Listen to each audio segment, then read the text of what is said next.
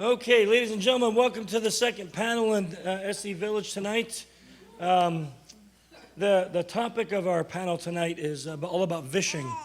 And since we've been running a Vishing-based competition for the last decade, we thought it would be cool to invite some people who've competed in the competition to talk about the topic, as well as people who've never competed but only do it professionally. And so let me just introduce who we have up here on stage. All the way down on the left with the cutest baby on the planet Earth, besides my very own children, is Alethe Denis. She won the black badge for DEFCON's SECTF this year at DEFCON in front of 11,000 square feet of people. It was huge. You can applaud. Yes, absolutely. One piece of info I should have said. So Alethe has never done professional Vishing. So her experience tonight is going to be solely on the Vishing and competing in the SECTF twice, right? Yes. Twice. Okay, then next is Whitney Maxwell, who competed twice in the SECTF. The first time was DEFCON 23, right? So before then, she never did any professional Vishing. And then in between that competition and competing again in DEFCON 26, she did some professional Vishing, and now she also does professional Vishing with her job at Rapid 7. So she'll be able to speak from both being a professional Visher and not being in that position. And next is Chris Silvers. Sorry, how about we applaud for Whitney too? Huh? Yes, absolutely. Okay, Chris, you won DEFCON 24. Wow, we're getting old, man. Yes. DEFCON 24, Chris took the black badge for the SECTF, but he also was a professional Visher for 20 years. 20, yeah.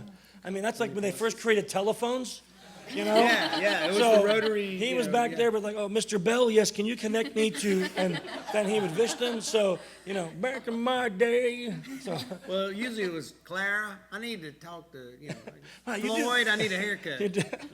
So Chris has been Vishing for a long time and then came to the SECTF and competed and blew it away and won the black badge at DEFCON 24.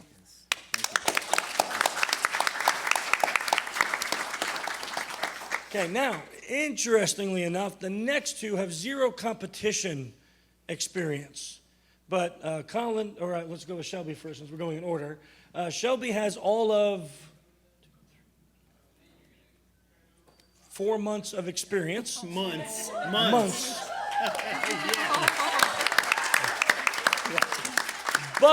But where's Ryan?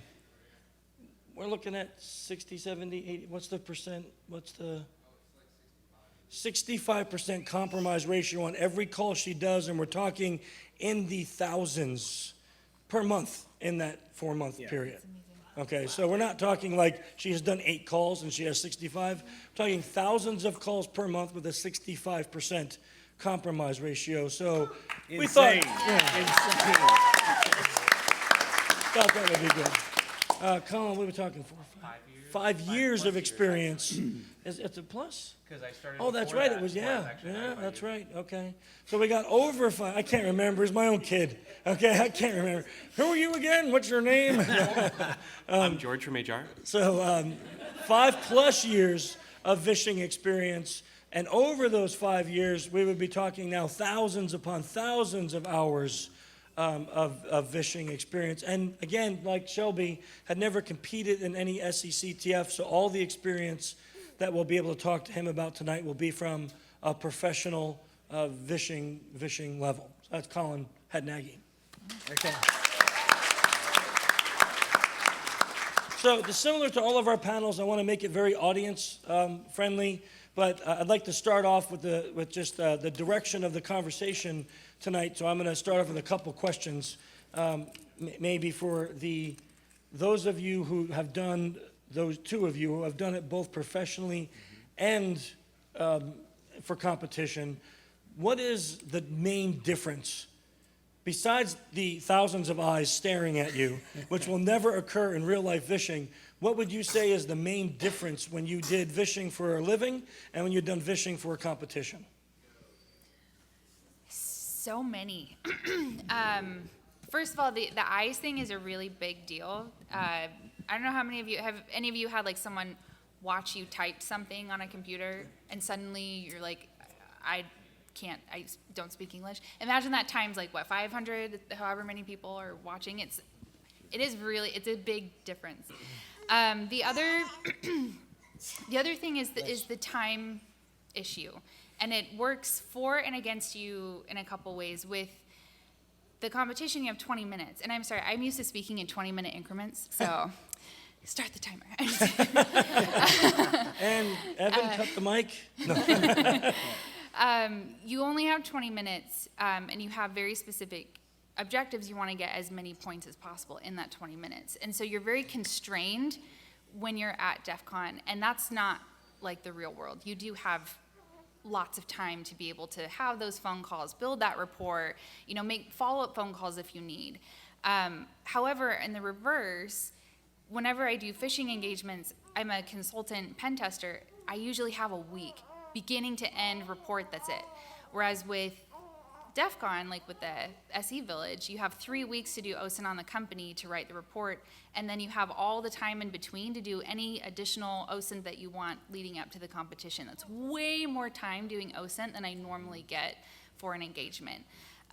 So the preparation is proportionally longer, but the actual interaction with people is like dramatically shorter. And so you have to really hone in what you've learned from those weeks to like make the most out of your time. And you can really tell a difference with competitors, with people who have done their homework, because there's a huge difference in how they use their 20 minutes. They tend to be a lot more successful. Sometimes you get bad luck, but most of the time people who did their homework in those weeks leading up to it, they do a lot better. How about you, Chris? First of all, same. Okay, that was very thorough. Thank you. As my son would say, same. But I guess I'll augment that with the impact of some of those differences. Mainly, first of all, the OSINT, yeah, totally. Having all that time OSINT and reconnaissance, you can really flesh out your pretext just to amazing detail and everything. But the time, personally, just really had an impact on me, because I think it's Robin's second rule: slow down, slow your speech patterns. Well, I don't have much trouble with that rule, right? And that's my shtick, is to kind of put people in a beta mental state of just they're sleepy and they just do things because it's natural, right? Oh, Because sorry, I'm just what a were you guy, saying? right? Yeah. And so I actually had to speed up my speech patterns for the competition to get the flags. And then there's the people don't answer the phone, right? In a normal professional setting, I just call them back 2 hours later, until they do pick up the phone. In the competition, I have to have so many more targets because, I've just got a rapid fire, okay, dial this number. And in fact, I remember telling you, okay, dial this number, and you were like, okay, I'm getting a voice assistant. I said, yeah, press 1. Okay, press 3, press 4, because I had mapped out their whole automated attendant just so I knew I would get a person on the phone. I wouldn't do that professionally at all. I mean, that's just stressful. Yeah. Yeah. Okay, so let me ask now. I'm going to ask you two a question first, but Alethe, I want an answer for the same question from you. What would you say is the hardest part of professional fishing? The biggest challenge? Well, for me, it's the mental strain of just keep going, because we make so many calls every day that to just hang up and then completely reset can be pretty difficult. So it's just keeping a clear head, knowing when to take breaks, and just trying to keep going with it and just know what you need to do. If I need to step away, if I need to get a cup of coffee, or if I need to not have my coffee so I'm not nervous in the morning for it. Just being really aware of what I need day to day on an hour-to-hour basis. Wait, you sacrifice coffee for this job? Occasionally. I love you. Yeah. That's a big sacrifice. It is. And just a follow-up question, because when do you take breaks? Because you're a one-woman call center. 100 calls a day. When do you 100 calls a day. No, that's a slow number. I'm getting better at it. I'm, May I'm God have closing- mercy on all your companies that we call. Yeah, so that's kind of a problem for me. I get to where I burn out pretty quickly because I don't take enough breaks. But so it's something I'm learning. Okay, I need to take a break here so I don't sit there and then kind of zone out and I'm not being productive, not making any progress anyway. So if I say, okay, I need 10 minutes here, walk away for a minute, do some stretches, play with my cats, come back, and then I'm good to go and I can be productive in that time. Okay. Colin, what about you? Well, for me, hold on, I'm just going to take this over a bit so I can actually look at you. You can look at the audience, that's fine. So for me, Vishing is, the hardest parts have probably been when we've done multiple contracts at the same time, and I have to swap between, like, normally we have like 2 or 3 pretexts, and then like 5 or 6 pretexts in a day is a little crazy because I'm George, I'm John, I'm Jack, I'm Kevin. Sometimes I'll stick with the same name, but like the different tones, like I've started a pretext in one company, I'm like, wait, no, this is the wrong pretext for this company, I have to swap over. And that was a rough phone call. But it's also, for me, it's very emotional. I'm not necessarily very task-oriented, so I like talking to people and like, hey, about this and that, and then I'm like, oh wait, I have to actually get valuable information from them. And so that like my earliest calls were, you remember a lot of that, just talking for Oh, I remember. like 10, 12, 15 minutes and Oh, getting a dear few God. flags, but mostly just learning about them. So for me, it's more the emotional strain because it's swapping between different people. It's knowing that I have to kind of make them like me, but also have a focus to making them liking me. So that in itself is just a conflict for me, but also I've done the burnout where I'm doing 6-7 hours of fishing times a day, and then you just like kind of melt apart. So learning to take breaks in between that is also necessary. And Alethe? The hardest part of the competition. Yeah, the hardest part of the Vishing from a competitive standpoint. So I think the most difficult aspect of Vishing from a competitive standpoint would be the things that you can't replicate in your home environment. So there's something about having a big scary red timer ticking down 20 minutes sitting right next to your face while you're trying to extract information from somebody that will really mess with your head if you've never done it before. Yeah. And the first year that I competed, it absolutely, the adrenaline alone, my knees were literally bouncing on the stool because I couldn't control the adrenaline. And competing the second time, I found it a lot easier. But those things that you can't really anticipate because you don't have the experience are what I would say would be the most difficult. Excellent. So what about you guys? Do you have any questions for the panel? Can I add an addendum? Oh, yes, please. Under 20 minutes. You're right. And start. One of the other things that was really cool about DEF CON versus doing it professionally, I know we kind of already alluded to the audience, but whenever I do things professionally, I'm the only one who hears that call. And anything else that happens, even if it's like a really cool story. I remember I had a sysadmin like thanking me for protecting the network when I was like, they like just gotten his password. He's like, thank you for doing your part. And it's like cool, but it's just in the retelling.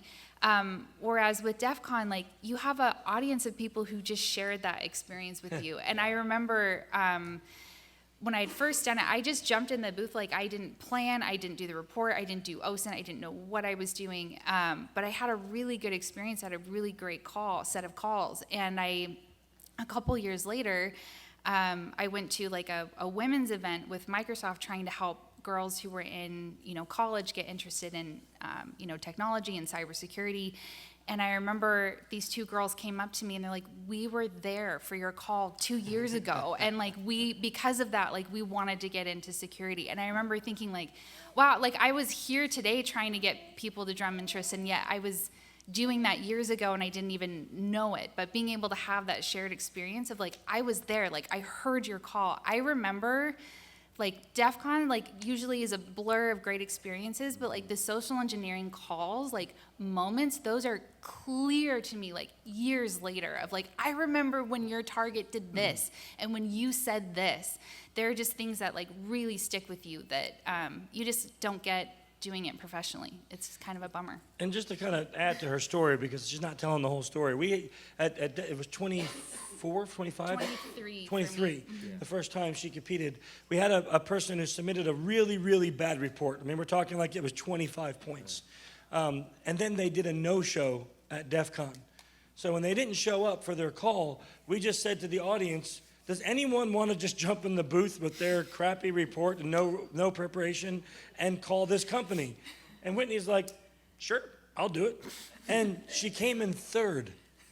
Okay, so when she says she had a good experience, it wasn't that she had just a good experience. She got enough points with only 25 points on the report to come in third She kicked based on the butt. points by her calls. If she had any more points on the report, she may have actually won that year by a fluke. So it was, the whole story is a little more amazing than what she's alluding on to. It was my first DEF CON too, so I was like, this is what people do, cool.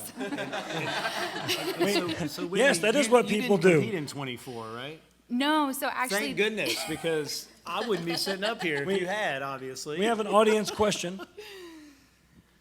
All right, so I can tell you during the competition piece, being out in the crowd at DEF CON watching that, sometimes it gets kind of awkward, right? Like real cringeworthy out there. You're kind of like, oh, God, oh no, they're going to ask us. Do you feel that when you're in the booth as well, or are you so focused on things? Because I notice y'all just kind of power through those times, but it is really cringeworthy out there. So there's definitely the element of the audience. Even though it's a soundproof booth, we can hear you. And we are doing our best to block it out so that we don't, either succumb to nerves or, get lost in celebrating and then miss the opportunity to take advantage of like a 2-minute window. There was one moment that will probably stay with me for all of eternity. The first time I competed, I was in the middle of a single call, and I started the call with one pretext, got transferred to a receptionist, and then asked to be transferred to somebody else. And on the last person, it was the first person I'd attempted to call, but got voicemail, and I flipped my pretext mid-call. So when the last person picked up the phone, I said a different name and a different company, and the audience just kind of went, oh, and I heard it, and I just got like the best rush of endorphins, and it was like the most fun moment ever because it just felt like I made a touchdown. And I got sixth. I got sixth that year, but I still felt like I won because we all experienced it together, and everybody was so excited for that win. So yeah, the way that the audience is reacting definitely does have an effect on the person in the booth. So if they cringe or they ooh or they, we do feel that, and it can affect their performance too. Yeah. I mean, when I did my call, my very first call actually got shut down. She was like, no, that's not the way we do things here. And I was like, you need to send an email. I'm like, do you use Outlook? And she's like, she hung up the phone. And I remember I was like, oh, this is going to be a long 20 minutes because if I got shut down this hard. But the nice thing is, even though the audience is cringing, I feel like it's an empathetic, like we're on your side. Like, oh, we want this to go better for you. I didn't ever feel like I need to impress these people. They're judging me. Yeah, it's a very nice thing that when you lose, like the audience is like, "Aw," and when you win, it's like, "Yay!" Like I take it as to be very empathetic and not threatening. But Yeah. I know So, you. yeah, I definitely got to jump in on this one. Yeah, a couple of quick things. One year when I think I came in second or fourth or something, had a really good call. It was the girl that was in the Manila call center, and I was supposed to send her a PDF file, and she said, well, we can't get those at work. Let me give you my personal email address. Remember? And you were like muting. You hit the mute button. And my wife, Chris, was in the front row, and I think my kids were with her as well. And I saw this smile on her face. And I'm just like, so I get out of the booth, and the first thing Chris says is like, I think you could have got a date with her. Yeah, so that's number one. And then number two, obviously, the standing ovation if you were there and you were part of that standing, thank you, because I'll tell you, that is the biggest high I think I've ever been on. Chill bumps all the way around, and it took every strength that I had to get out of that moment and turn to Chris and go, let's go, come on, the clock's running. And fortunately, he stopped the clock because it was the audience incredible. wouldn't stop. It was incredible. And so, people talk about like being on stage and the adulation. I mean, I totally felt like a rock star. And what a freaking rush, man. Yeah. What a rush. So thank you so much if you were there or whatever. I appreciate it. Another audience question. No, hang on. Hold on. And if you weren't there, he would like a standing ovation from you after this. Oh, So, when you did your 24, yeah. first CTF, the one that you won, that was my very first year to Vegas. And I sat there and I was just taking notes and I felt so excited for you. And that actually got my interest in SE. So the next year I did his class. Oh my gosh. So thank you so much. Did you ever send her the gift card? I felt so bad. I'm like, you probably should have sent her the gift card, She was a trooper. Yes, to this day, I want to send Mercedes. I remember her name. I mean, Yes. that was the key of the It call. was a car model, yeah. Was the name, yeah. Yeah, thank you so much. And you guys are an inspiration. I don't yet have the courage to sit in a booth, but since then I've actually practiced SE and I've been successful. Excellent. And this lovely gentleman has sent me a tip or two to help.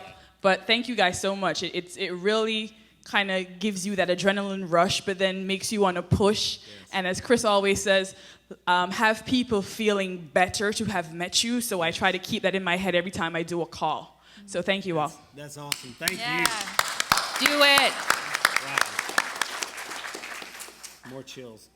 Can I say you guys are making me now want to do the booth? Yes, you should do You this, can't. Colin. You can't. First of all, you're my son, and you work for me. If you won a black badge, how biased would that look? Because then I just take the black badge from you. Wait, hang on. I just rethought this. Yes, you can compete. I'll donate it to I'll donate it to someone. Me. No, well, you can buy it from the auction for the ILF. You mean me? No, you can buy it from the auction for the ILF. I own the ILF. That sounds biased. No. Okay, fine. We'll do somewhere else. That's all right, Colin. We'll create our own, and I'll put a timer on you, and we'll do something like that. Great. You can all go see Silver's SECTF. I'm sure it won't be as Yes. good, but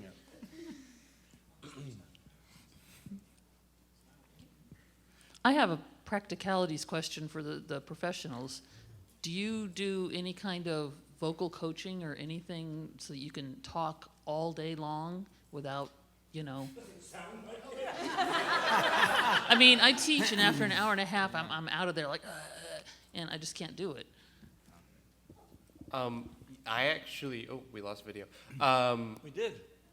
I actually do little humming exercises in between things to kind of part of a reset, or just to keep my voice strong because I've lost it several times Vishing now. And so I will do little humming exercises. I don't know about anybody else, but I like doing it because it feels like I can then vish longer. So for me, no. I don't know, maybe I just don't get as excited and as, but I did do voiceovers for a company previously, so I was used to paying attention to how my voice sounded, and I listened to a lot of other professionals and in the competitions, and just really keyed in on their voice, and so I know it's really important to sound confident even if you're not. So just trying to imitate the people that I've listened to and not yell. She sounds just like me on half her calls. It's crazy. Just kidding. Nice. Other? Jay. You talked about, not Chris, because you... If you actually hold it by your mouth. So, hey, not Chris, because you already talk slow, but I know, I get nervous and I speed up. So what do you do to slow down? Breathe, a lot very slowly. I do that too. I get really nervous and then I speak really quickly. So that happens to me in the morning. That's why I said sometimes I will choose not to drink coffee. I'll get tea, something that helps me stay calm, maybe do some stretches, just sit and just make sure I go through a couple breathing exercises, and then I'll start, and that helps a lot. For me, that's why I started off this year. My whole pretext was the connecting with the name. So whenever they said their name, I'm like, oh my gosh, that's my name, or that's crazy, or that's my husband's name. And being able to start out with conversation instead of, I need to get these flags, helped me, one, calm down my nerves so that I was actually just having a conversation. It felt a little bit more of a natural cadence. But then I actually had my script written out, and there were times where I wrote in take a pause, pretend like you're thinking, because your brain does go a million miles an hour. So having something that makes you feel more natural, and then actually just writing reminders helped me. I've actually been told I talk too fast on a call before, and that caused a shutdown. So after that, I wanted to talk slower when talking to that company or that area. So sometimes it's dependent on the area. I did a research project after that about voice and how you're supposed to talk to different people. And so when I started calling New York locations or up in the north, a lot of times you talk like this and it's fine because you want to get to the point, you want to get things done. But then when we started calling southern locations, I was much more polite and drawn out, and I found voicemails help a lot, because if you are calling the same location and you listen to the voicemail, you learn how they're talking. And I get a lot of voicemails in their calls. We do a lot of calls, get a lot of voicemails. So my natural pattern of speech is relatively quick. So I have to just listen, and then I can adjust on the fly. Colin's not totally truthfully, not a lot of voicemails. There was a week time where he didn't speak to a human. We called him the voicemail king. I think it was like 250 voicemails. Oh, man. It was extremely depressing. Yeah, I felt bad for I you. realized the question wasn't for me, but you reminded me of something that I call vocint, VOCINT or something. It's literally listening to the voicemail. I literally call it late at night to hear people's voicemails to get kind of the cadence and how they talk at the company. That's smart. Yeah. Question? Yes, sir, hang on.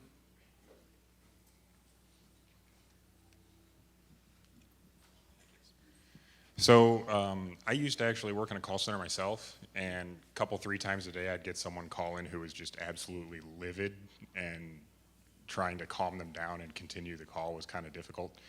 Does that ever happen to you? And if so, how do you handle it? It happens to me all the time.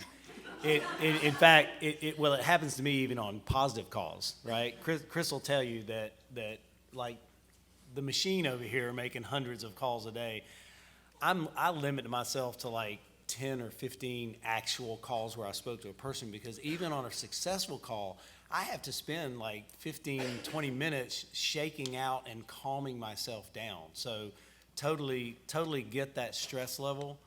And negative calls are even worse, because all the self-guilt and oh man, I suck, I need to quit doing this, maybe I need to go back and scrub toilets for a living or something. All the self-doubt I have to get over to get back and get up in the mood to the next call.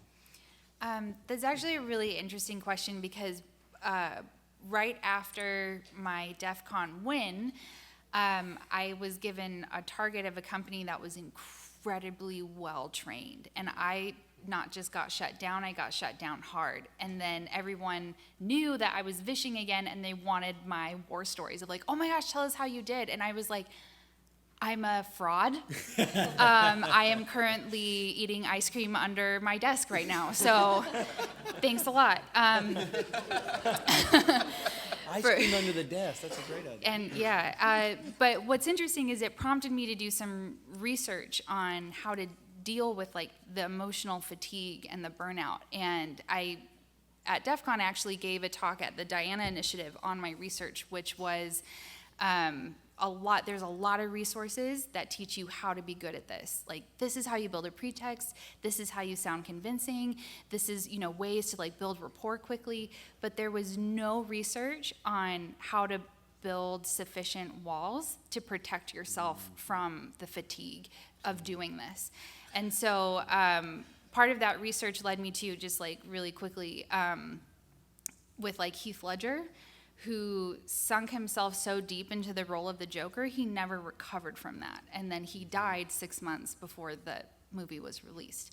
And they talked about the importance of, like, if you get yourself into a role, that's great, but you need to have a way to get yourself back out.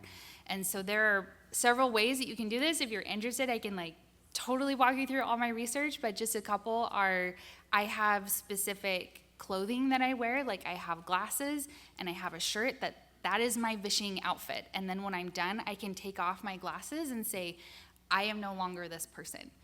And then my favorite one, there are several, but when I make a phone call, if I call and I say, hi, this is Linda from HR, I'm 99.9% me, and the only thing I changed was my name. And so when I get shut down and when I get yelled at, who takes the brunt? The like 0.1% that's the lie, or the 99.9% that's me?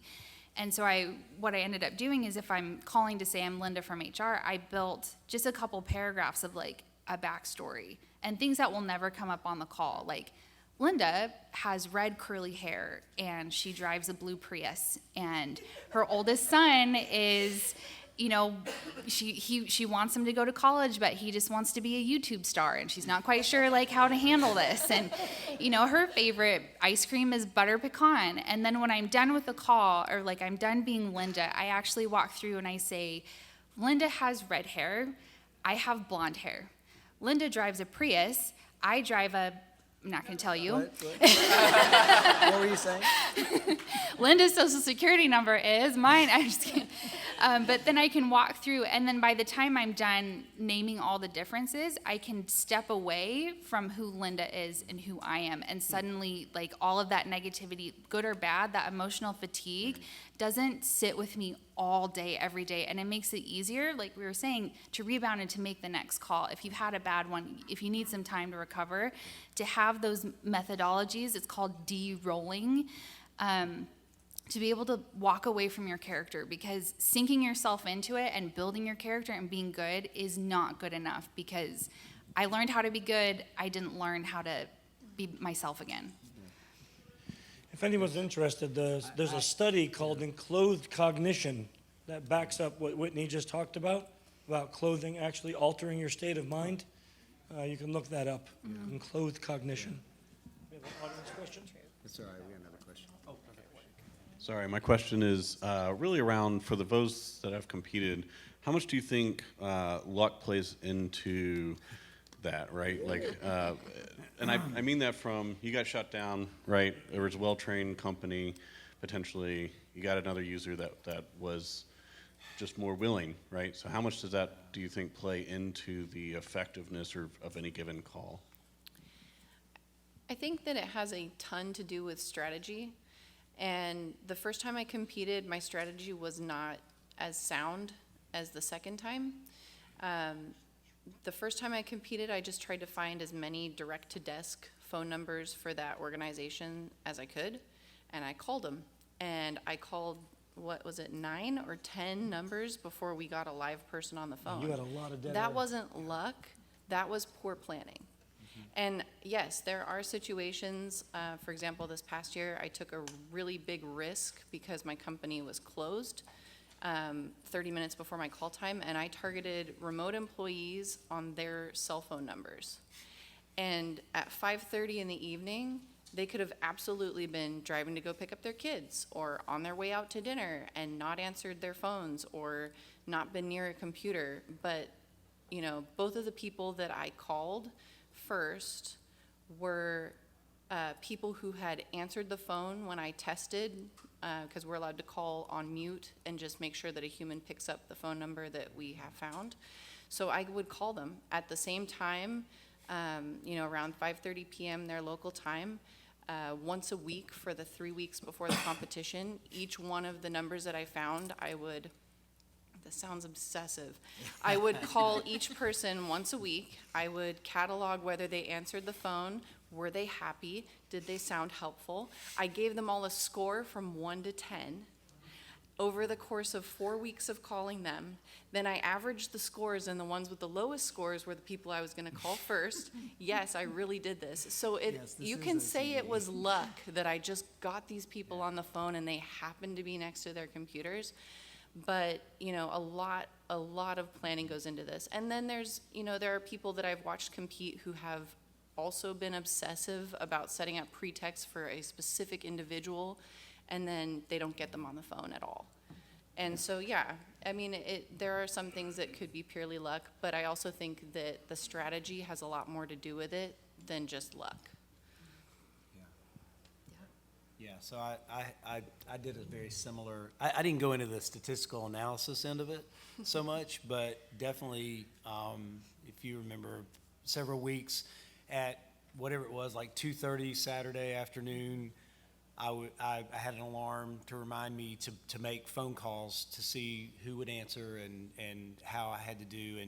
And a lot of times, so that time between turning in the report, like, you know, like Whitney was talking about, after you turn in the report, you don't take a break before the competition. That's when the really good, that's what separates, you know, the competition, are the people who are constantly then still honing the OSINT and honing their techniques and validating numbers and all that stuff between that time. You have to be committed to this competition, right? I mean, you got to be all in, and that was what I was doing during those weeks as well, and maybe changing pretext or changing little nuances and stuff, and calling the call center instead of specific employees, right? So yes, there's always going to be a certain amount of a luck or something that you can't control, right? For us control freaks, we have to accept that.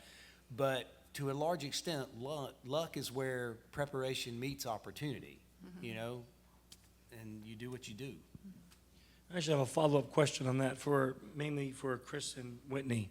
How realistic is SECTF Vishing and compared to your professional Vishing? And I know we talked about some of the details, but really, how realistic is it? Like, if people watch that competition, and would they be watching a Hollywood fight, or is it a real deal?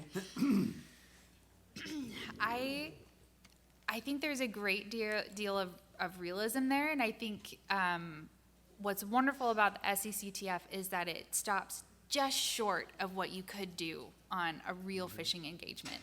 And I think that it's great to show, yeah, we were able to get them to go to a link, which is the socialengineer.org.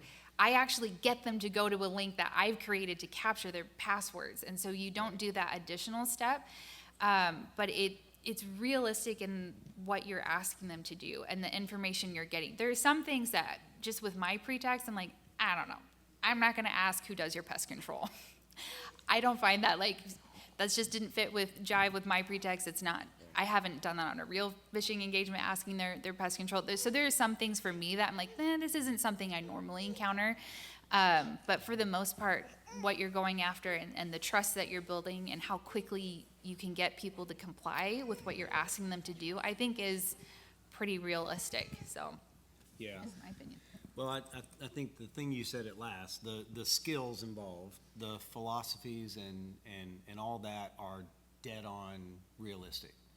But I think the main difference I see with my own, like, my clients come to me, they don't want me to go through a punch list of 12 flags and capture them. Now, I understand a lot of your clients do, and that's kind of how that's scored or whatever, but just like Whitney, my clients are like, can you get them to do this one thing?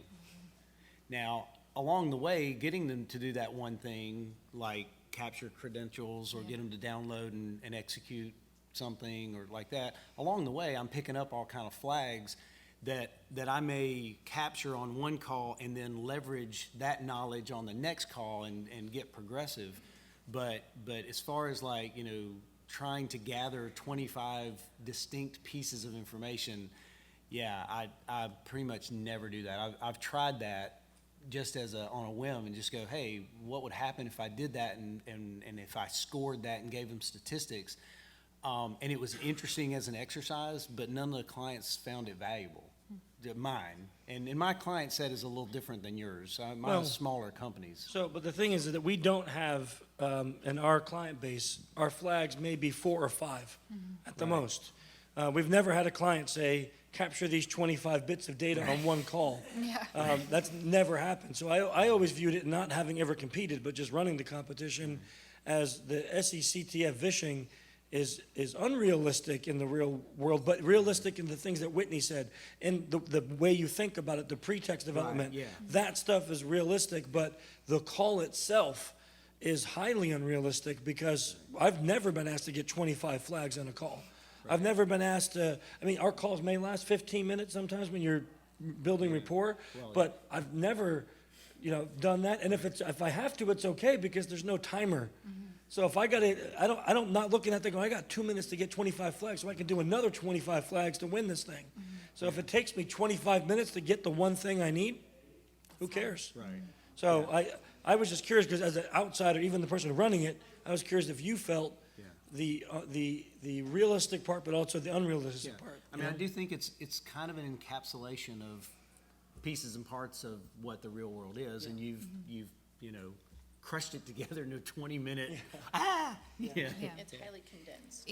You'll find that I call it the kill shot because there's a sequence of events that that Chris Kirsch put together where it was like not just getting one high value flag, it was packing all the high value flags in a very logical way of going about things. And so there's going after all the high value flags early on so that you can potentially get them again and again. But I found not only the ones who win, but the ones who score really well are the ones who don't just let the pauses happen, while they're saying, oh yeah, okay, let me open up my browser. And the ones who kind of let the pauses drag out, they don't tend to be in the top. Whereas the ones who fill the pauses with, so how long have you been working here? Flag. Oh, that's amazing. Oh, so are you heading out at 5? Flag. Just getting started? Yeah, you're just getting started. Oh, it's Friday. Did you get paid today? I did. Flag. I mean, they're the ones who, they never let a pause go by without using it as an opportunity to get more flags. Whereas in the real world, you don't have to fill every silence with capturing something. And sometimes silence can be a good technique to get what you're wanting. Especially on your side. If you're silent and they're like, what's going on? An audience question? So just like you guys are comparing competition vishing with professional vishing, in that same vein, how would you compare real attackers with professional vishing? Are you actually imitating what a real attacker would do, even things with your note-taking or the time you take on a particular call or the time for OSINT? Your thoughts on that? Yeah. I think the biggest thing, the major difference is the mantra, leaving them feeling better and for having met you and not using manipulation. I think the bad guys are manipulating people using fear because they don't care. And those techniques are so much more effective. I mean, if you feel like you have a gun to your head, you're going to do whatever it takes. It doesn't matter. And that holds us back, and it makes it. I'm not that I'm advocating it, mind you, because it causes all kind of cultural damage inside the client when the person finds out that it was a sanctioned test, and yet they felt like they were threatened, but at the same time we're at a vast disadvantage against the real threat. I mean, we're simulating the 12-year-old when it's the professional out there doing it. It's a struggle. Yeah, I fully agree with that. You guys get scam calls, right? You hear what they're saying. It's immediately, your social security card has been shut down. You go what? We don't do that. We don't fully obliterate people's thinking and thought patterns to put them fully into fear mode. So we are not going as far as an attacker would. We're not pushing buttons to turn either fear or to attack either this. A lot of times we don't attack the same target over and over and over again, whereas bad guys will. They'll attack the same person. They'll do the hundreds of hours of OSINT you guys get to do for your competitive calls, which we don't get to do a lot of the time. Well, any Slave night driver. ever. I'm not paying him for that many hours. No. So we don't get that, but the bad guys will. They'll put everything we do, everything they do to its fullest, most focused point if they feel you're a valuable target. So our goals are different. We're trying to train and educate, so we aren't hitting them as hard as we can. We're pulling our punches, whereas they are going for the kill shot, so to speak. And it's kind of interesting too, though, because not only do we want to leave them feeling better for them having met us, but then we also have different rules that. God? See some dancing. Yeah. I didn't mean it. But then the client will then also give us things that, oh, you can't do this, cross this line, don't say this. So we have those factors as well that a real attacker would never have. And so it's this much more confined and restrained role that we're able to play. But then it's kind of scary too, because we're still getting a ton of compromises. Right. And so when they see this and we're saying, hey, we're the good guys, you know, we're not doing all these things that you asked us, we use this little bits of information, and then we still got them to give us this. It kind of puts it into perspective for them. I have a quick question. So in like technology, we have, so for example, we have like the on-prem data center moving to the cloud. So you have that paradigm shift. In SE OSINT, do you see that paradigm shift? Like what would be the next 10 years look like? Do you think something you did currently or before, okay, that doesn't work anymore? Is that such a shift in SE, or human never change? It always works. Yeah. One thing I'll be curious to see is with all, you know, the scam calls going around, the laws and things that come into place with spoofing numbers. Because it is something that I take advantage of pretending like I'm coming from inside the company, or that I am coming from, you know, the person I'm impersonating. And so as I think laws around that become more fine-tuned, I'll be curious to see in the future what that does for spoofing numbers, because I think then all of your pretexts need to make sure that they come from something outside, or a number that makes sense that you can control. I found that people are becoming more security conscious, and that if I try to take the pretext of, hey, I'm calling from IT and I need your password, I found that that's not really successful. People are trained enough to know that that shouldn't happen. And so I need to kind of approach it at more creative angles. So kind of the dead-on approaches aren't working as successfully for me anymore. But I think it just causes you to be a little bit more creative with how you approach something. But to me, I feel like the shift is really slow. And I feel like even with the spoof numbers, I feel like that's going to be a really slow shift before that becomes something we can't use anymore. So, well, go ahead, Colin. So I actually have a fully different idea. Like, my friends don't pick up their phones. If I want to get, who picks up their phones nowadays?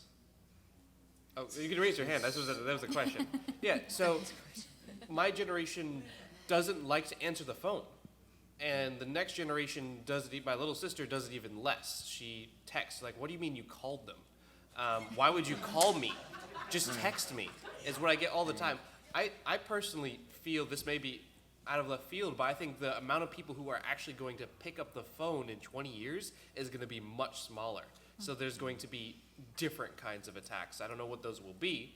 Smishing may become more effective and more intricate, but SMS phishing, by the way, for those unfamiliar with the term. But I don't think people are going to pick up their phones in 20 years, realistically. I hope that's not the case for business. Right. So you business people better still be answering your freaking phones if I'm trying to buy something from you. Well, I think, you know, with cell phones, I think that's the case, but work phones, I feel like people are still expected to answer when that rings. I don't think that they are expecting people to like text their work phone. Yeah. So, so for this question, I think I have a unique perspective because I've been fishing for over 20 years. And 20 years ago, you could absolutely, I'm from IT, we need your password. I could pretty much say those two sentences and I'm done, right? I mean, it was literally so straightforward, and there was so the awareness was so low. Caller ID spoofing wasn't needed. I mean, none of that stuff. Nobody, a lot of people didn't even have display phones, right?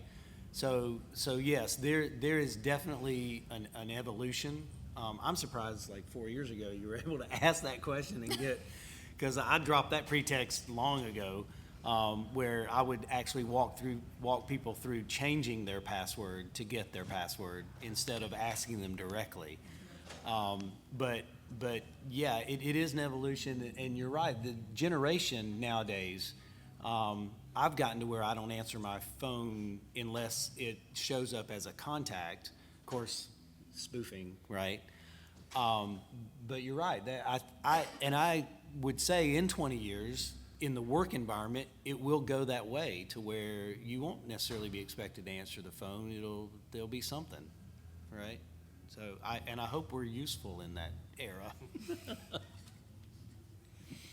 So I have two questions. The first one is, what kind of tools do you use to kind of organize all the OSINTs that you collect prior to the engagement? So as you're on the phone, you're kind of checking off the list or stay organized, right? That's one. And then the second one is, have you ever had a customer where you had to fake an accent or anything like that? And the reason I ask is, like, for example, I'll use this like a hypothetical, like the Bank of Ukraine or something, where their IT support, they're all Ukrainians, right? How do you handle that? Do you use an accent and then, putting it in the report so it's not like offensive that if you're recording the call also and you're imitating that accent? I mean, how do you handle that situation?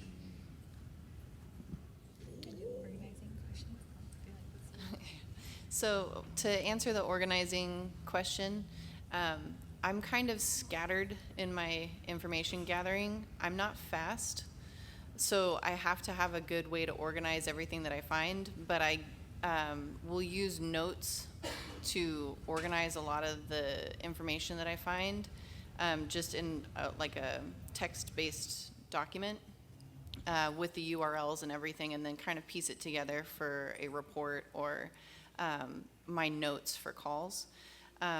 For calls, I personally like to write things so that I remember them. So I actually, the first year I competed, I brought my laptop, I brought, all kinds of electronic things with me, and I ended up taking like 4 sheets of paper into the booth with me, and that's all I used. So this year I did the same thing. I had 4 sheets of paper. One was the numbers I was going to call, the other one was the flags I was going to ask, and then another sheet of just questions that I had lined up to kind of prompt the conversation. But as far as gathering and storing information, when you figure out how to organize that, you let me know. Yeah. Because it is a continually evolving thing, I think, for everybody here. Like, what may work 2 months ago doesn't really make sense to me now, so I'm going to try something different. Because there's just such a vast amount of information that putting it somewhere that's easy to index, in a tool that's available or free that might disappear, I mean, it's tough. I've heard good things about Hunchly. It's a paid service, so I haven't gotten too much into it. OneNote, sorry, I come from Microsoft background. Like, I will never let go of OneNote. I will hold on to that with a death grip. I love the way that I can organize that, and with the CTF, the way that the flags are organized are not like ideal in terms of pretexting and in terms of like actually speaking to it. So you need to be able to dissect those flags. And I had like conversational ones when I said ones that you could just slip into conversation pretty easily, ones that were high value, ones that needed to be, approached carefully, and ones that I'm like, these are just too far outside my pretext. I don't want to worry about them. But organizing things in terms of the information you're trying to get, I found to be very useful. But in terms of the accent, that's actually research that I'm starting to do, is doing research on if there are accents that are more effective than others, and if there are accents that are actually less effective than just a plain, American accent. I've never had to fake one. Again, I get to be a bundle of nerves anyway, and so I want to, every move that I make, most of my pretexts are very empathetic heavy, and that's because that's who I am as a person. And I feel like people who get into social engineering feel like they need to be a completely different person to be good at it. And it's like, just be who you are and find a way to make that work for you. If you are an awkward computer nerd, then be the awkward computer nerd. Don't feel like you need to be like Mr. Business millionaire man that's like super suave. If that's not who you are, like, work your way up to it, that's great. But start with who you are, and then that'll help with your nerves. It'll help you be more believable. It'll help you be able to like connect with people easier, because you're not spending so much of your brain power being like keeping up the image of someone that you're not. And so I've always just stuck with trying to be like within the realm of understanding of who I am, and then slowly I like to, you know, add more skills to that tool set. But as of right now, I haven't had to use it. That's just my advice. Yeah, so, let's see, first question, I think, I go with Whitney, OneNote for the win, and multiple monitors, right? To just have as much information at your fingertips as possible, because you just don't know what question you're gonna ask. You want an org chart over here, and their website over here, and, you know, maybe a map or something like that. The pictures with the like string and the, Yeah, it's well, just like yes, it's not an elementary thing, but yeah, that would be cool though. But and then accents, I don't do accents, and I think I read something, maybe it's in Chris's class, about the danger of trying to do accents, because my accents come off as caricatures of accents, you know, and no, this is, you know, whatever, and nobody's gonna believe that. I'm offended. Well, thanks. That was my goal. But what I do is, in terms of changing my voice, is, believe it or not, people tell me I don't have a thick Southern accent, right? Oh, sorry. People tell me that. I didn't say that. I don't know. But people will tell me that they think I'm from Kentucky. I had a woman once say she thought I was from Kentucky, and she was from Kentucky, and that was a bond. We bonded over that, which was cool. But when I really want to be Southern, I can be pretty Southern. Because I just start channeling some of my relatives back in Georgia, and I'm pretty darn Southern, and it's not a caricature. Am I the only one that right? it sounded exactly the same? Okay. Yeah, I didn't hear a difference. Thank you so much. It was a little different. Yeah, could you take that out before you twist it? Yeah. I do agree with you, Chris. I'm always a proponent of this. Don't try an accent if you don't have an accent coach. It was funny, Colin's pretty good at doing like Irish accents, but then we were over in the UK, they blow them apart because they're like, this sounds fake. You sound like Mary Poppins. You know, it's like, so if you get someone on the phone that knows the accent really well from that country, you blow your cover and you're done. I mean, you just ruined all rapport and you can't recover from it. I love Whitney's statement about be who you are. Make that work. For me, I'm a raspy voiced New Yorkan. That's it. Shut up. So I was actually born and raised overseas, and I had an experience where I was going through the airport in Paris, and I found that with my American accent, nobody would help me.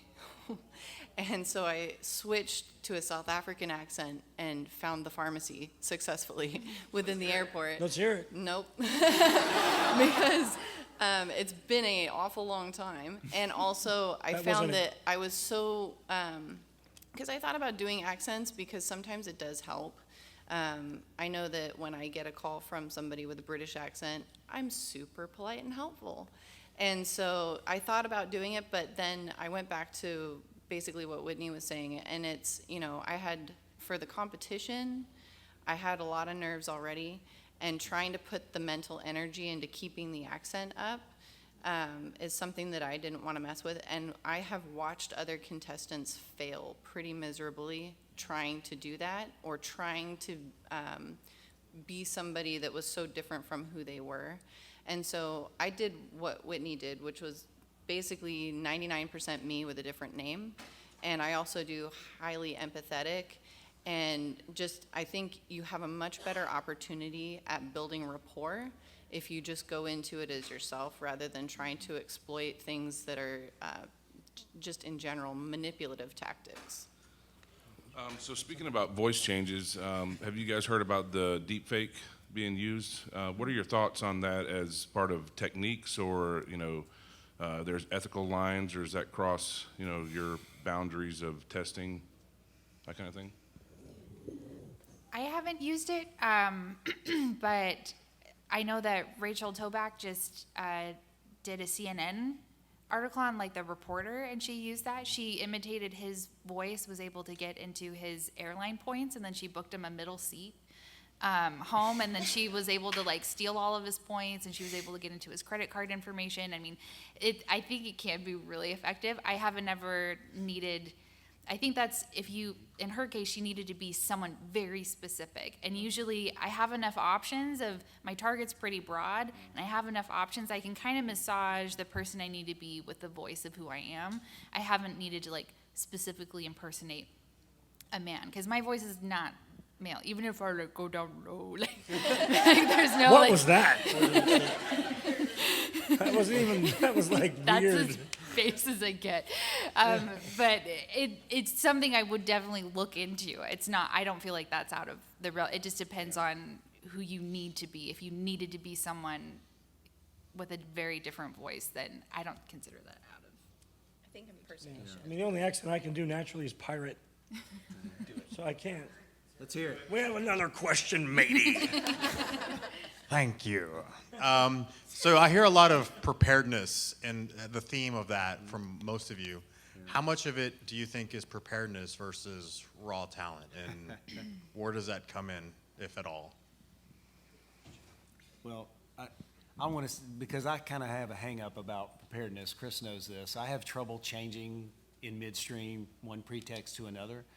I think, getting that on the spot, being able to change whatever, is probably a lot of raw talent, but also it's a skill that can be learned. I've started practicing when I go up to the Starbucks counter and they ask me what my name is.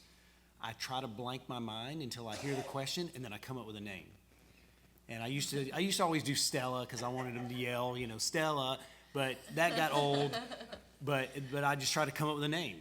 And instead of saying Chris, I'll just come up with something, right? To just practice being impromptu, right? I have an interesting take on this because I've seen a lot of different vishers and like seen different techniques and like stolen techniques from some people and more just copied others. But I do think there is a talent for vishing. I do think some people do have a specific talent for it. I think it can be learned. I don't feel I have a very specific talent for it, but we know for a fact statistically women are better vishers. They have a more successful compromise rate just in general. That's just undisputed at this point because it just works. But I do think, like Shelby will say it, but she has a talent for vishing that has just erupted crazily to the point that all of us were not sure what was going on. But there is a definite offset you can do with preparedness. Part of how we train our new employees is to have them listen to or other employees' vishing calls, previous employees' vishing calls. Thank you. And that helps them be prepared. And we also have a company of resources, right? We have, if it's an established contract, we have our OSINT done. We have our tabs set. Well, I set my tabs up in a specific way, but just we have the resources in hand to do it. So it's a little different for us. But yeah, that's just my take on it. Yeah, and so for me, I have a problem with trying to be over-prepared, and so I'll write out my script and I'll go over it and over it and over it in my head, but when the call comes up, if they shoot something from out of left field, I just freeze up. I'm like, oh, I don't know how to handle this.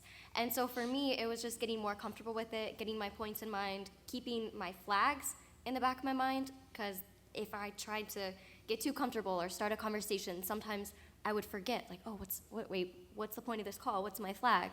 And so just trying to find that middle ground. And so the more you do it, I mean, it does get easier, and I find out there are times of the day where I'm more comfortable. But then having those resources as well, like my first ever vishing call was with Colin. because I was so nervous. And he was like, do you want to practice? I was like, yeah, that'd be great. And so then he gave me feedback, but just running through that helped me with it. And he didn't, just say, oh, yeah, sure, here's my password, here's this. He would ask me questions and, put up real, conversation stoppers to actually help me practice. And so that helped a lot. And then also, on Whitney's point about just being yourself, that's something else that getting into it, like Colin said, we have, for new employees, we'll listen to calls from different Vishers, and everyone has their own style. And so I would find a call that I liked and be like, okay, well, I'm gonna try to copy this style. This is really great. And then I would get twisted up on my words because we have this one caller and she's awesome, this Visher, and she sounds so professional. And she uses all these technical words and I'm just not there. And so I would start to say it and then I'd stumble over my words and then the person on the other line would lose that report because they wouldn't trust me because they could tell I didn't know what I was talking about. And then we have this other Visher who's great at just making a connection right away and just having a 20-minute conversation, and he'll get a ton of flags and just be awesome and so calm with it. And so by listening to those, and I had to learn not to try to copy their style, but just take things that I liked from each of them and try to make it my own and improve upon that. But you can't be prepared for everything that they're gonna say because you don't know what's coming. I like to add, just because I feel like my experience was unique in that it was my first DEF CON. Like going into the booth, I had no idea what I was doing, and obviously there was a lot of raw talent there. That I remember getting out of the booth, I was like, oh shoot, like I'm kind of good at this, I guess. Like I should probably figure out a way to do with it. Yeah, I should. What's a pretext? I should probably figure out what that is. People keep saying that word, and I'm just. Don't know what that means. So I think raw talent can give you an edge, but I think it's easy to get pigeonholed in many different ways. And taking improv classes, like even just finding ways to have conversations with people around you instead of shutting down. But if you're a talkative person, you probably have more raw talent than you realize. I think most people degrade themselves and think, I could never do that. Like that is beyond my capability. And it's like, you have a way to connect with people that's unique to you. And if you can find a way to tap into that, you have some raw talent to begin with. So don't discount yourself of thinking, that's not me, because I think it could be you. It maybe already is you. You just need to find a way to get in front of a microphone and an audience, and you'll find it. You absolutely can learn how to do this. I would say that it's similar to salespeople. There are some salespeople who have raw sales talent. They can connect with people like that. They can sell you anything. I am not one of those people. And when I attended my first DEF CON, I walked into Social Engineering Village and got the nickel tour and just said, they do what in that booth now? And said, there's no way I would ever do that. That's insane. And it's been 4 years. So you can learn how to do this. This is something you can absolutely learn. I hate talking on the phone. Like, I dread it. I have massive anxiety about calling companies to dispute bills. It sounds crazy, but it's true. And I won't pick up the phone. And my husband gives me crap about it all the time. He's like, just pick up the phone and call them. I'm like, no, I'm gonna send him 55 emails first. And so you can learn how to do this. And one way that I have overcome some of those anxieties is forcing myself to do calls that I couldn't get out of. So conference calls at work, and just building rapport with my coworkers that I don't necessarily share an office with, and finding ways to be dynamic in your conversations and react rather than scripting things. That was a major change I made from 1 year to the next. I memorized all the flags, and then I tried to figure out how I could drop them into the conversation depending on what the person said. And, those skills are things that you can absolutely learn. And they are things that I was 100% terrible at 4 to 5 years ago. I also hate being on the phone, which I didn't tell Chris until way after I was hired. This is new to me. No, we had this You and conversation Colin are in both Vegas. not doing great jobs at selling yourselves right now. Yeah. But it was... We already have a job, right? Unless I'm fired after this. So, Okay, that sounds better now. but it was something that I knew, okay, this is a weakness that I have, but I can get over it. You know, I can practice this, and it's a skill you learn, and you can be more natural and get past it. So I knew it wasn't going to stop me in it, and that it would actually be good for me and put me out of my comfort zone. And that's, you know, this job has definitely done that for me. So it's been a great learning experience for sure. You're doing better. Another transitional question, because you guys are talking about getting the experience and the knowledge and whether you have natural talent or not, and of course, pitch towards your SEVillage in Orlando next year, early next year. But once you do have that, what's the process of getting into it as a profession? What can you expect on a job interview? What kind of salary ranges are you looking for from junior to senior? If somebody really wants to do this for a living, what does that look like?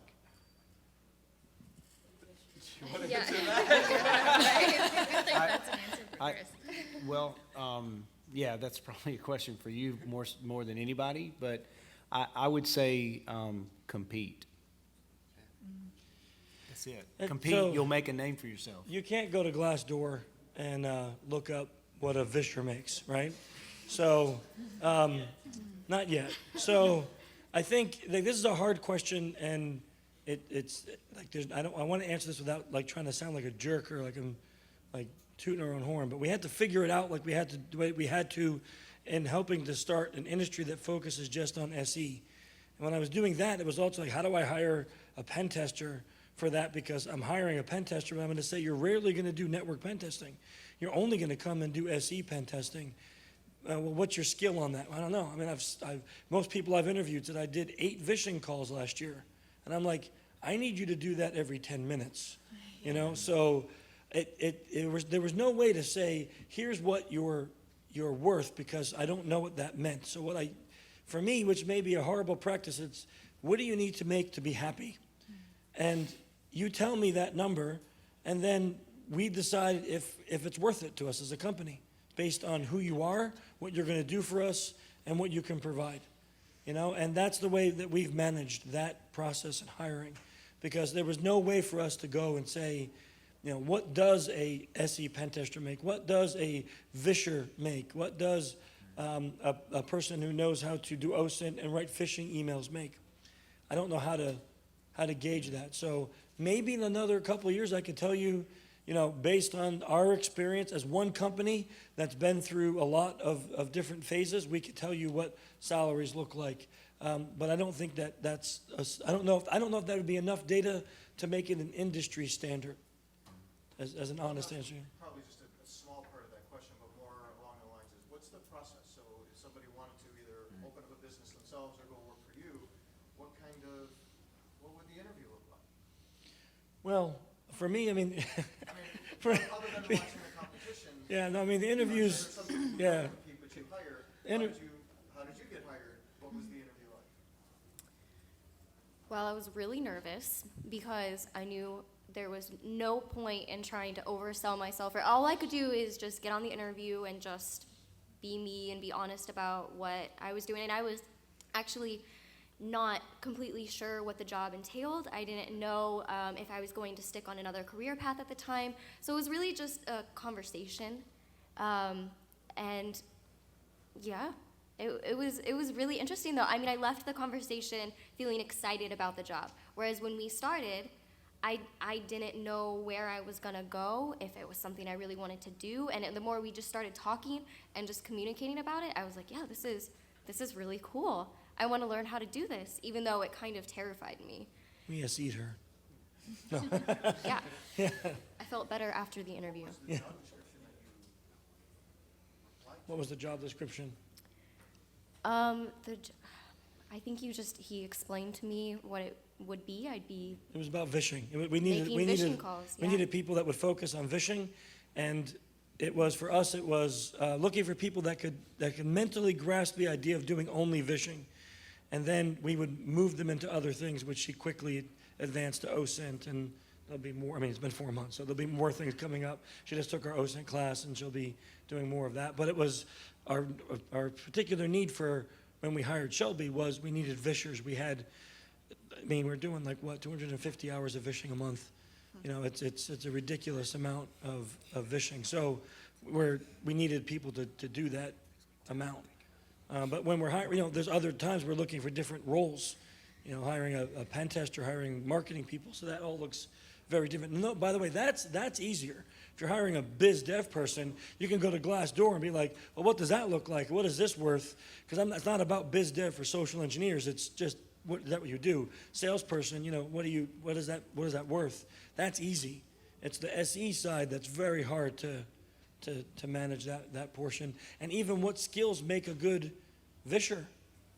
I don't know, because all of them are different, right? I mean, literally, our Vishing team, no two are alike in their personality and the way they are and in their way that they talk to people and communicate. No two of them are identical. They're all very different in the way they are, but they're all really great. So it's like, I couldn't tell you this is the only type of personality that makes an awesome visher.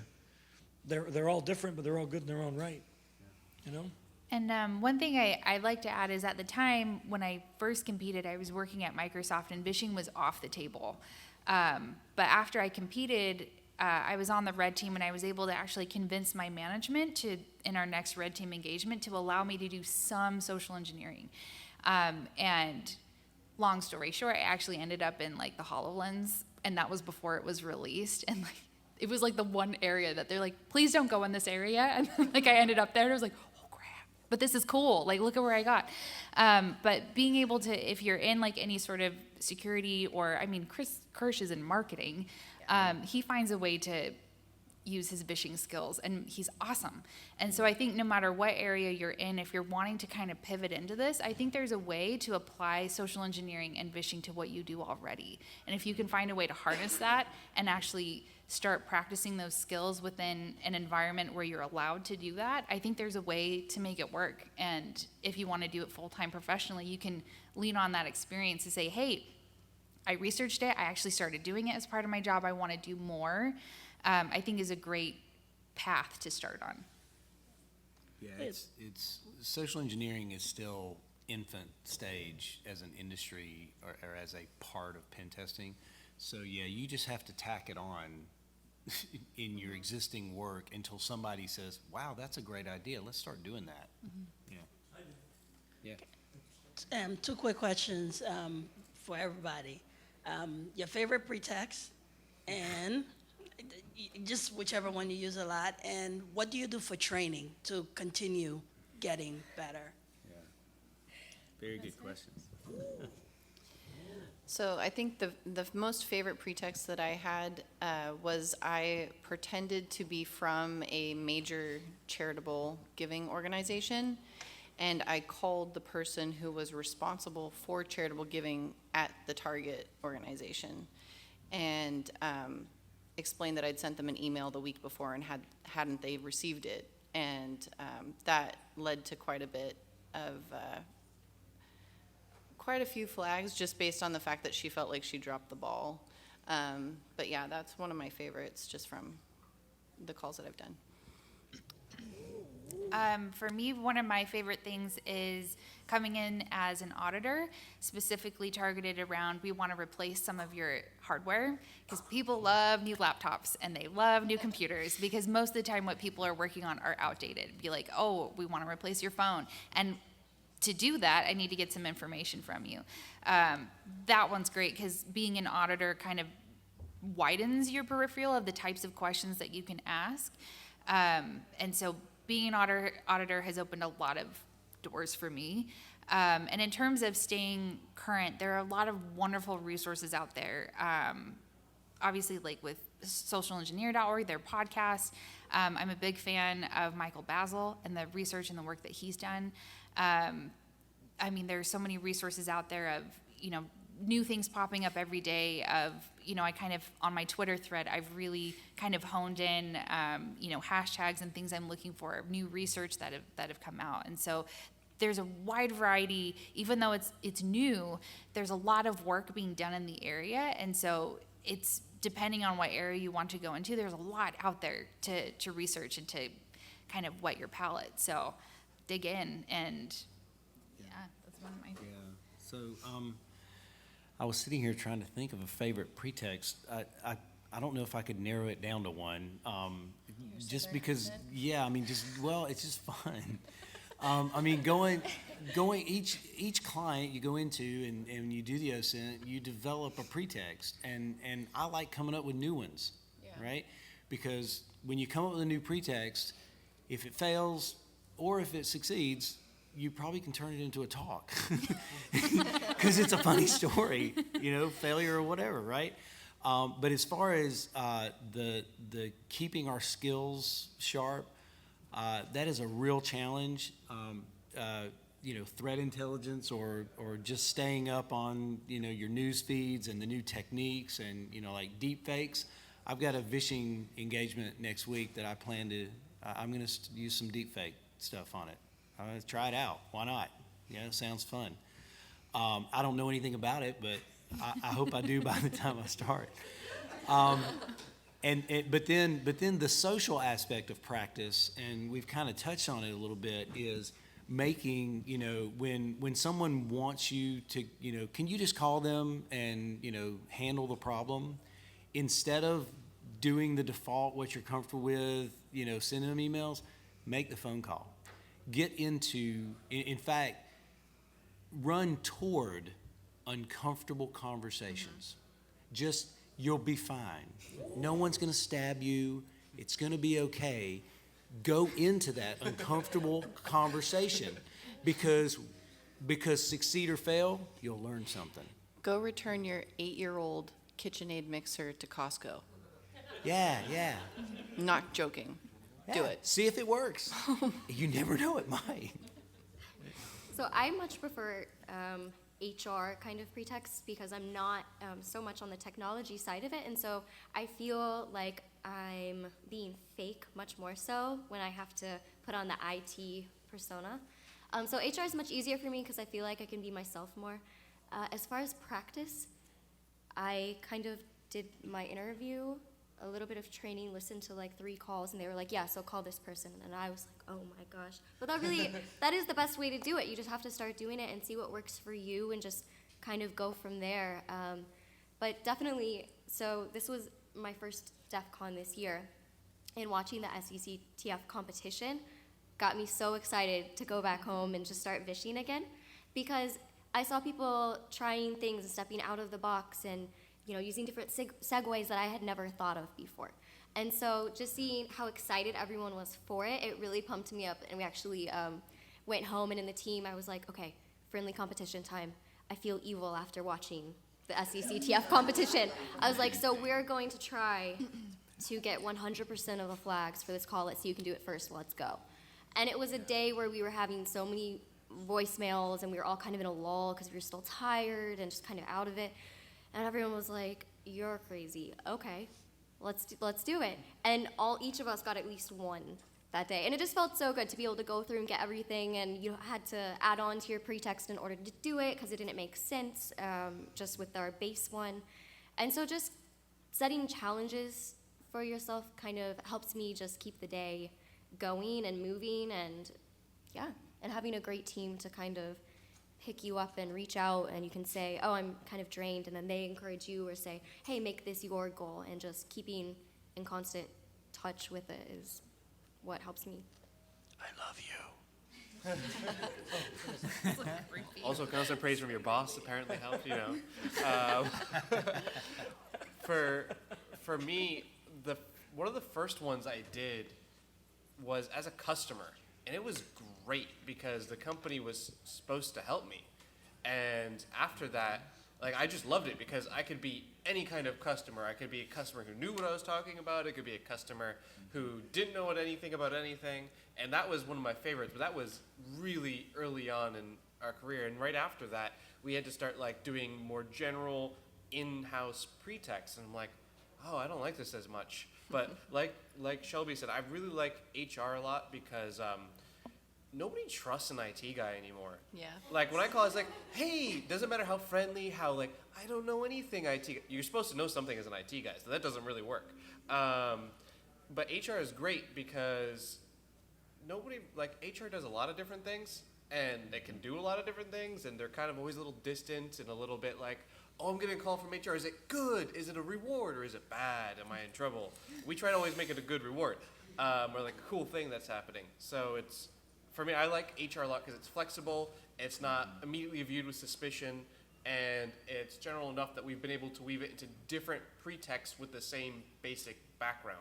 So like depending on the company or on what's going on in the company, it could be a calendar event that is going on. It could be a new kind of training that's going on. It could be pretty much anything we want. HR is kind of a nice flexible model to work in. Well, folks, it is just about 6:30, so if there's one more question, we can take it. We have 2 minutes. We just can't let Whitney answer. So it must be. Okay, well, until somebody asks that question, one of my favorite pretexts, that wasn't mine, but it was Rachel Tobox. She called customer service, and when they answered, she said at the exact same time, like, hello, this is customer service. And they're like, wait, you called me. Oh, And they're like, no, you called me. And so then she's like, okay, this has happened like 5 times this morning, so I'm supposed to take down some like diagnostic information. And I was telling this story to a friend who actually worked in customer service. He's like, no, that actually happens. I'm like, that happens? I thought she made that up. And she did, but she didn't. Anyway, I love that. I thought it was amazing. That actually was a really good.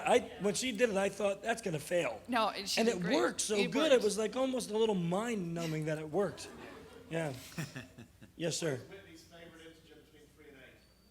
What is Whitney's favorite integer between 3 and 8? Be scared. 4. It's 4.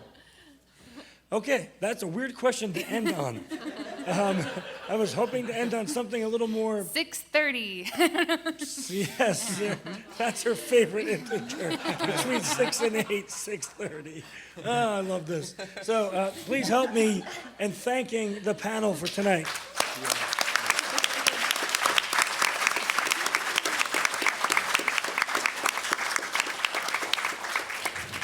And thank you all for making this, even though it was the final DerbyCon, thank you for making it an awesome DerbyCon for us. We had a lot of fun in here. We're packing up. I mean, we're here tomorrow, but we're not doing much. We don't have anything planned, right? So we may be around to say hi, but we'll be packing stuff up, and then we'll be at closing ceremonies. And hopefully we'll see some of you or all of you down in Orlando in February. And if not, we'll see you at DEF CON next year. Or maybe we'll see you in some other event that we'll be at in between there. Thank you so much, everybody.